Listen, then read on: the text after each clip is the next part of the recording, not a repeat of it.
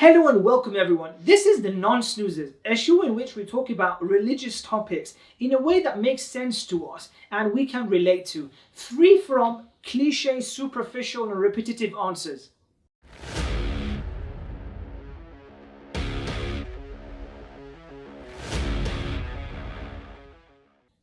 The first episode is on patience. And as we said, we try to talk about things in a way that we can relate to.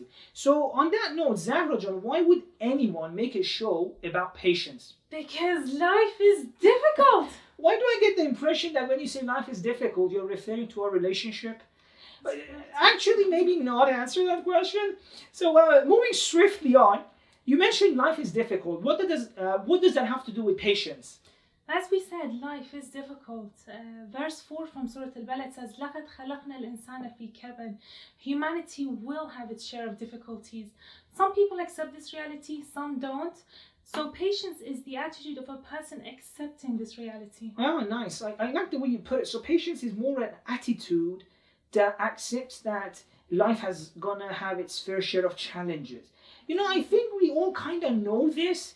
But when we are setting our goal for the future, we kind of forget about this. You know, we always think that at some point in future, if this happens, if I gain this, if I manage to have that, then a day will come when I'm happy and stress-free, which is, when you think about it, a kind of like an impossible fantasy. And I think when we have goals like that, as soon as life throws us a difficulty, we feel so disappointed. You know, like suddenly we feel like there's no point to life. And I think this is reflected in this beautiful verse that says, وَلَئِنْ أَذَغْنَا الْإِنسَانَ مِنَّا رَحْمَةً ثُمَّ نَزَعْنَاهُ مِنْ إِنَّهُ لَيَئُوسٌ كَفُورٌ. Humanity has this tendency that when things are good, they're happy. As soon as things get a little bit difficult, they feel like life is pointless. But you think that patience is the attitude to accept that life will have its difficulties. Exactly. Difficulties are inevitable. We may be faced with a terminal illness, either ourselves or a family member, or we've been working on a business for so long and suddenly fails, or our country might go through a difficult time, or other countries, and because we care, we get affected. Verse 155 from Surah Al-Baqarah reflects this. It says, وَلَنَبْلُوَنَّكُمْ بِشَيْءٍ مِنَ الْخَوْفِ وَالْجُوعِ وَنَقْصٍ مِنَ الْأَمْوَالِ وَالْأَنفُسِ وَالثَّمَرَاتِ. Beautiful. I love how this verse explains that difficulties can come from any angle, any aspect of our life. You know, it could be physical, it could be mental, emotional, spiritual. It could happen to us, it could happen to people we love, people we don't even know, but still we care because we're human. Exactly. And you know, the past few days, Zahra, I've seen this mentioned times and time again on Twitter. After all the difficult things happening around the globe, people saying that when I see other people suffering, I can't go on with my life the way I was anymore. You know, you can't follow your own personal selfish dreams when you see that there are people who, because of all that is happening to them, they can't even dream. You know, they don't even have the time to dream. So I've seen this mentioned over and over again. Okay, so I guess you mentioned it beautifully, that patience is an attitude that accepts this reality that life is suffering. I guess we can continue talking about that after the break.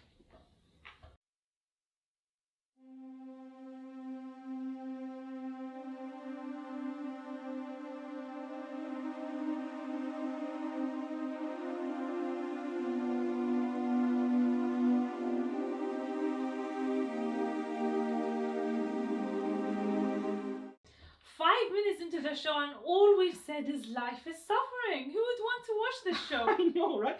I can already see the comments coming that, you know, before this show life was easy and this is the first time I have to be patient going through this show. Anyways, before the break you were saying that patience is the attitude towards life which accepts the reality that there are going to be sufferings. So does this mean that we have to accept things as they are? In other words, do we have to be passive? I see where you're coming from and why one may think this way. In my understanding, patience is active. It actually goes hand in hand with action. And during difficulties, it puts us in a right mindset for action. Verse 11 from Surah Hud mentions patience and action side by side.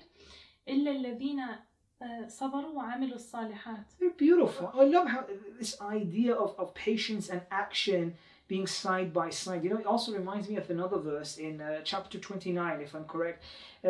So in verse 58 of that chapter, it's talking about how the ones who do good, the ones who try to do good in the world, will have a very good end, will have reward. Towards the end, again, it repeats that the ones who al-amilin, literally the doers, right? These are the ones who will have a good reward. And then when it wants to say who are the doers, minu, kiyan, it describes them as alladhina sabaru wa ala rabbihim yatawakkalun. So not only patience doesn't require us to sit down and be passive, but also is a key ingredient of action. In other words, there are levels of action which can only be achieved through patience. Exactly. Patience enables us to tap into hidden layers of our strength. Beautiful. Maybe this is why the Qur'an sometimes refers to patience as a tool. At least there are two verses I remember in which you have وَاسْتَعِينُوا بِالصَّبْرِ وَالصَّلَاةِ, seek help from patience, right? The idea that patience acts like a shield that protects us from anything that can paralyze us when we're faced with a suffering.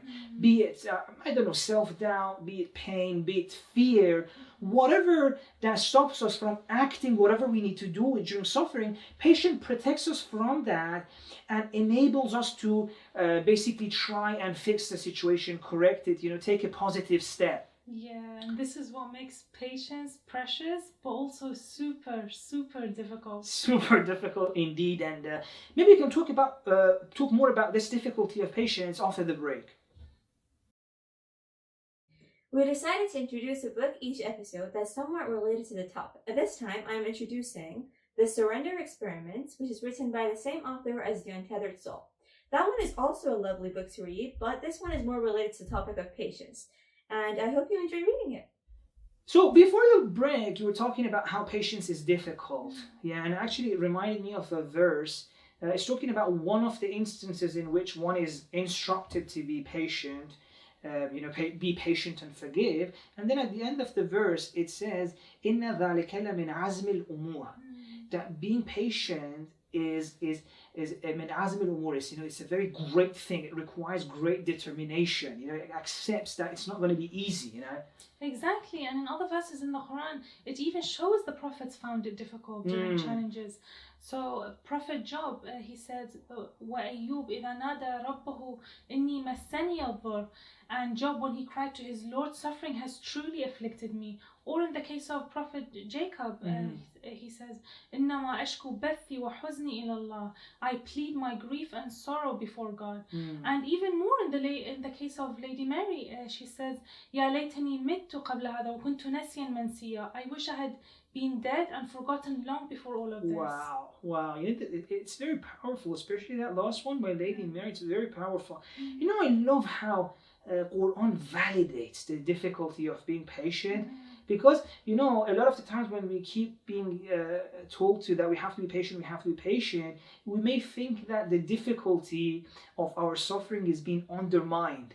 But it's so nice that Quran says, no, even prophets, even our role models, like Lady Mary went through difficulties and they found it difficult. Exactly.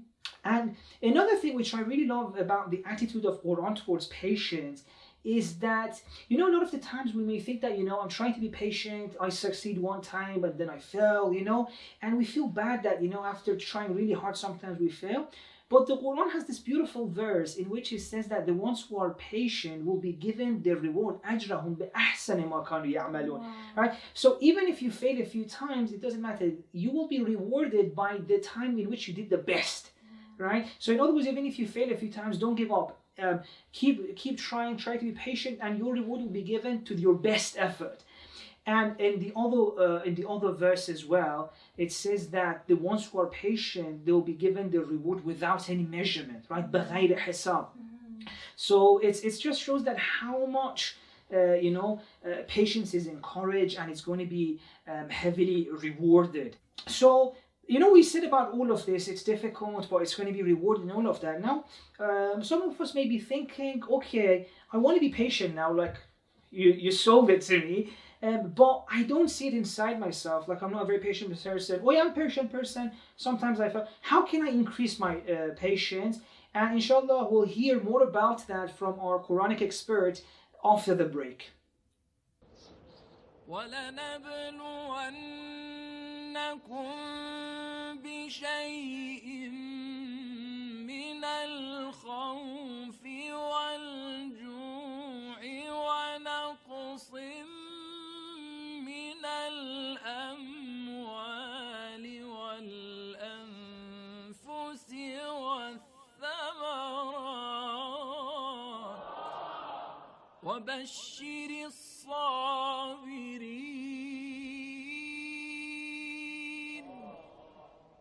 الذين إذا أصابتهم مصيبة قالوا إنا لله وإنا إليه راجعون. And we will surely test you with something of fear and hunger, and a loss of wealth and lives and fruits. But give good tidings to the patient, who, when disaster strikes them, say, "Indeed, we belong to Allah, and indeed to Him we will return." Bismillah ar-Rahman ar-Rahim.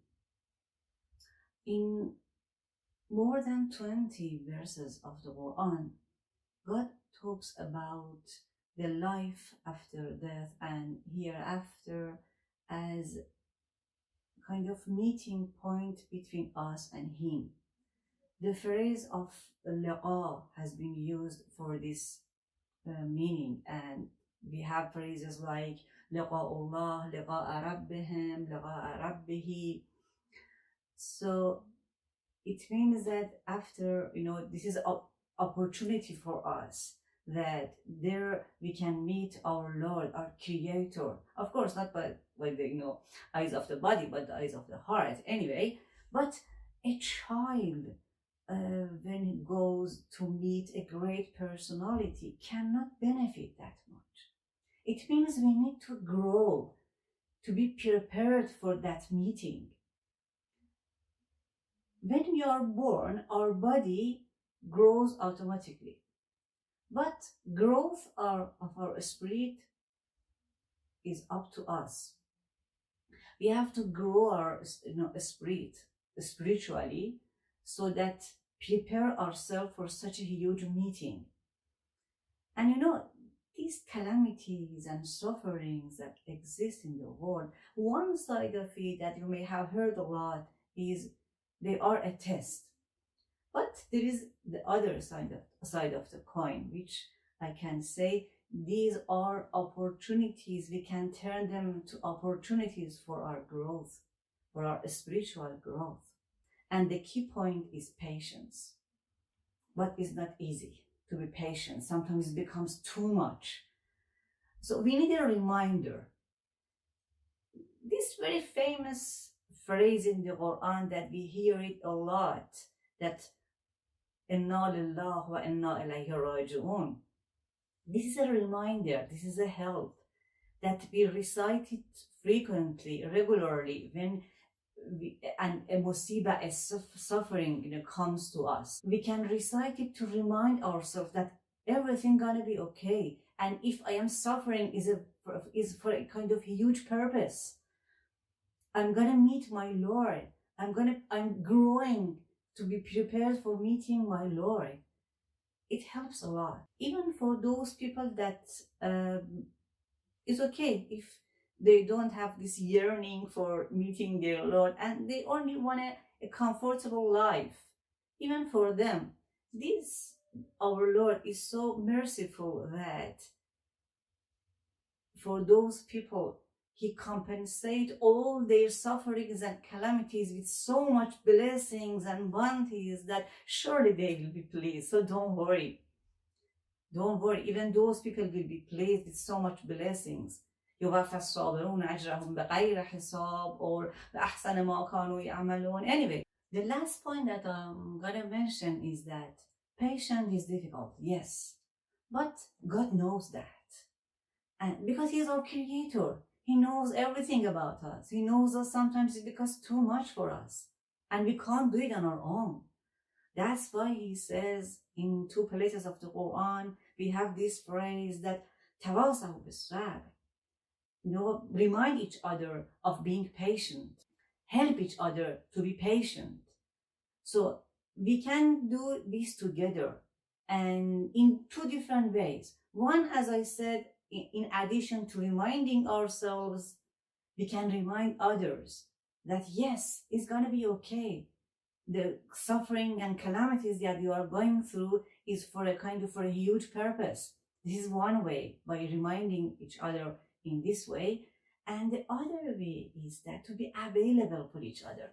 Sometimes, the grief becomes too much, but just by saying it is a kind of relief and help us to endure it. So if we make ourselves available for others, just to listen to them and give them this feel of comfort that we are with you, we are together, it's a great help for others. So let's do it together for each other and for God.